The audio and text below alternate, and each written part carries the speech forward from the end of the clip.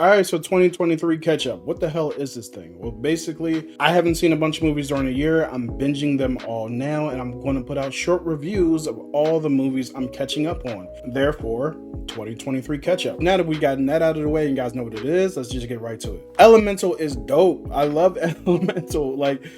This is a movie that came out back in June. I never really got a chance to see it because June was jam-packed, but this movie is excellent from the standpoint of animation, of course, the voice acting, of course, as well. Beyond all that, the thing I love about Pixar is they take things that aren't like living and like breathing human beings, such as like emotions or cars, or in this case, elements, and what they do is they don't just lazily put them together. They create this interesting society or ecosystem, if you will, where the different elements have to interact with each other in various different ways. I love the amount of thought that they put into it. So for example, if Ember is walking into a place, or if she's on the train and she's around people who are of the earth or the earth elements, she has to watch how close she gets to them because she could burn them up. Or if she's around people who are of the water elements, she could potentially boil them if she gets too hot, or she could be put out by a water person. And that's something I really found to be impressive with this movie was, like I said, the amount of thought that they put into it. But beyond the animation, there's also a beautiful story about relationships and how different people in society can help to build each other up. And I love the fact that we explore Ember and her anger. And over time, we discover that the reason why Ember is so angry all the time is because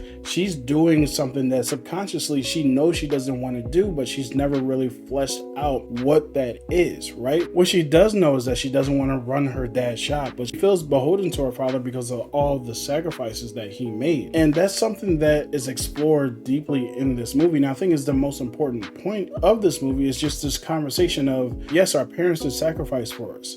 However, their sacrifice does not mean that we have to be beholden to every single thing that we believe that they may want us to do. The reason why our parents sacrifice, or at least the reason why they should have sacrificed for us, is so that they can create opportunities for us to go explore and become the people who we want to be, right? And that's something that's so beautifully told throughout this story. And she doesn't just discover this on her own. Her relationship with Wade brings this about through natural friendship. Wade is able to peer into her and ask, like, yo, why is it that you believe that you need to follow everything that your father wants you to do? What if there's something that you want to do? Have you ever considered what you want? It was very refreshing and very interesting to see that, because I know that for me, like I said, my parents sacrificed for me, and I know a big thing with immigrant families is that their parents sacrifice for them, and sometimes they feel beholden to pursuing a profession that their parents sacrificed for them to do, even though that's not where they want to go with their life. So I love the conversation that's being brought up here,